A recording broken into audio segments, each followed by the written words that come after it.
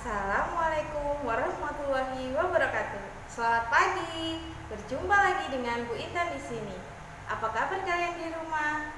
Bu Intan selalu berharap siswa kelas 3 di rumah tetap sehat dan juga tetap semangat. Walaupun kita belum bisa belajar dan saling menyapa secara langsung. Pada kesempatan kali ini, kita akan belajar tetap pada tema 1, yaitu pertumbuhan dan perkembangan makhluk hidup. Subtema 1, ciri-ciri makhluk hidup. Namun, kita menginjak ke pembelajaran 2. Seperti biasa, jangan lupa siapkan buku dan juga alat tulis kalian untuk mencatat materi yang Bu Intan sampaikan. Karena akan ada latihan soal di akhir pembelajaran. Jika sudah kalian siapkan, mari kita berdoa bersama-sama untuk memulai pembelajaran ini agar dapat berjalan dengan lancar dan ilmu yang kita peroleh bisa bermanfaat bagi kita dan juga untuk semua. Sudah siap?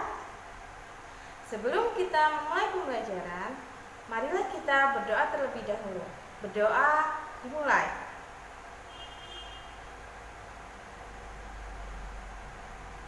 Berdoa selesai.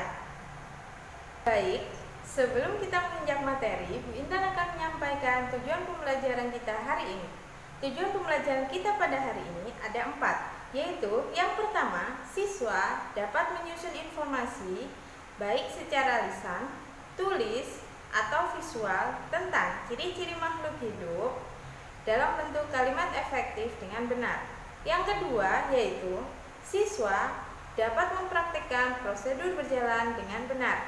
Yang ketiga, siswa dapat menyebutkan makna simbol sila-sila Pancasila dengan benar. Dan yang terakhir atau yang keempat, yaitu siswa dapat menceritakan tentang pengalaman bersyukur kepada Tuhan Yang Maha Esa. Mari kita membahas materi yang pertama. Namun sebelum itu, mari kita ingat materi sebelumnya di pembelajaran 1. Di pembelajaran 1, Bu Intan sudah menyebutkan bahwa makhluk hidup itu memiliki beberapa ciri-ciri. Salah satunya yaitu bergerak. Manusia juga bergerak. Mereka bergerak menggunakan kakinya. Di pembelajaran 1, kita sudah membahas cicak yang bergerak dengan cara merayap dan ikan yang bergerak dengan cara berenang. Lalu, apakah tumbuhan itu bergerak? Apa kalian tahu? Baiklah, kalau kalian belum tahu, biar Bu Intan yang menjelaskan. Tumbuhan juga bergerak. Namun, tumbuhan tidak berpindah tempat. Tumbuhan bergerak menuju cahaya matahari. Sedangkan bagian lain dari tumbuhan, yaitu akar, dia juga bergerak. Akar bergerak menuju sumber air. Selain bergerak, makhluk hidup juga memiliki ciri-ciri lain, yaitu bernafas. Setiap makhluk hidup memiliki cara bernafasnya masing-masing. Misal, manusia, dia bernafas menggunakan paru-paru. Lalu hewan, seperti ikan, dia bernafas menggunakan insang. Lalu tumbuhan, apakah dia juga bernafas? Tentu saja, tumbuhan bernafas menggunakan stomata dan juga lentisel. Apa itu stomata dan lentisel? Stomata adalah mulut daun, sedangkan lentisel adalah lubang kecil yang berada pada batang. Selain itu, makhluk hidup juga membutuhkan makan untuk kelangsungan hidupnya. Manusia dan hewan membutuhkan air dan makanan.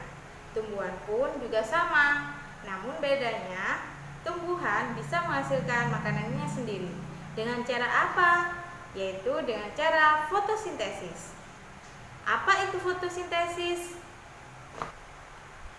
Fotosintesis adalah proses pengolahan makanan yang terjadi pada tumbuhan. Bahan yang diperlukan untuk fotosintesis yaitu karbon dioksida dan juga air.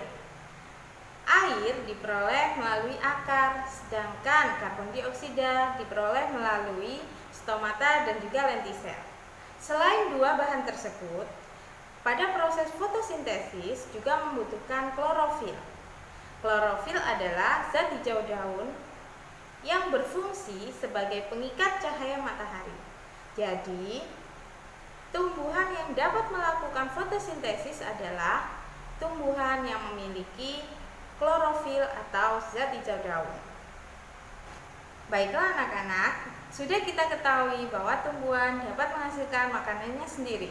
Tentunya dia membutuhkan unsur-unsur yang ada di dalam tanah. Jika unsur-unsur itu tidak tercukupi, maka tugas kita yaitu memupuk tanah tersebut.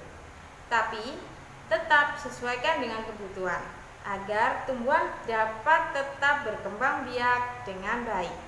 Selain ciri-ciri yang sudah kita sebutkan tadi, bernafas, bergerak, berkembang biak, dan juga makan, makhluk hidup juga memiliki ciri-ciri yang lain. Salah satunya adalah peka terhadap rangsang. Peka terhadap rangsang ini digunakannya untuk memenuhi kebutuhan hidupnya. Contoh, manusia menyipitkan matanya ketika terkena sinar. Contoh yang lain lagi, daun putri malu jika kita sentuh akan mengatupkan daunnya. Lalu buah bunga pacar akan meletus jika kita sentuh.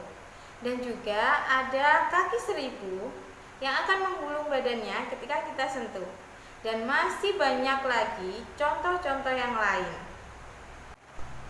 Kemudian makhluk hidup juga berkembang biak.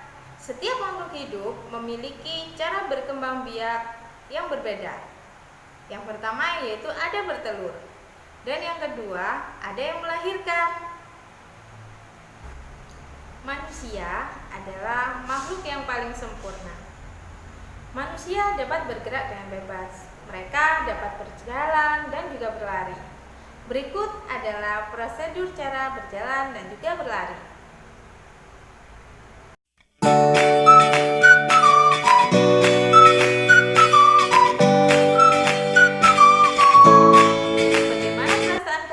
Setelah mengetahui contoh berjalan dan juga berlari, tentunya mudah kan?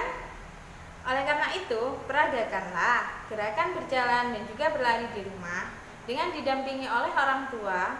Dan jangan lupa rekam kemudian kirim ke Bu Intan dengan durasi maksimal 2 menit. Semua makhluk hidup di bumi merupakan ciptaan Tuhan Yang Maha Esa, dan setiap makhluk di bumi ini dapat bergerak dengan caranya masing-masing. Keberagaman cara bergerak ini wajib kita syukuri sebagai karunia Tuhan Yang Maha Esa. Salah satu sikap yang harus kita lakukan sebagai manusia untuk mensyukuri nikmat dari Tuhan yaitu menjaga kesehatan tubuh kita. Menjaga kesehatan tubuh kita bisa dengan beberapa cara, yaitu istirahat yang cukup, rajin berolahraga, dan juga makan makanan yang sehat. Selain hal tersebut, kita juga dapat melakukan hal lain untuk mensyukuri nikmat dari Tuhan. Contohnya, menghargai kemampuan yang dimiliki baik diri sendiri maupun orang lain. Hal ini merupakan pengamalan sila Pancasila sila pertama yang berbunyi Ketuhanan Yang Maha Esa dengan simbol bintang emas. Nah, simbol bintang emas ini sendiri memiliki arti, yaitu setiap makhluk yang ada di Indonesia mengakui bahwa adanya kepercayaan dan ketakwaan kepada Tuhan Yang Maha Esa. Maka dari itu, kita harus taat akan perintahnya dan menjauhi larangannya. Selain bersyukur terhadap nikmat yang diberikan Tuhan, patuh dan taat terhadap perintahnya, kita juga harus menghargai kepercayaan yang dianut oleh masing-masing orang. Jika kita sudah melakukan 3 hal tersebut, maka kita sudah mengamalkan sila dari Pancasila yang pertama, yaitu Ketuhanan Yang Maha Esa dengan simbol bintang emas. Nah, sudah selesai materi yang diberikan Bu Intan. Berikut ada latihan soal yang harus kalian kerjakan di buku tulis tema. Jika ada yang kurang jelas, kalian dapat meminta bantuan orang tua ataupun bertanya ke Bu Intan langsung. Terima kasih, selamat mengerjakan.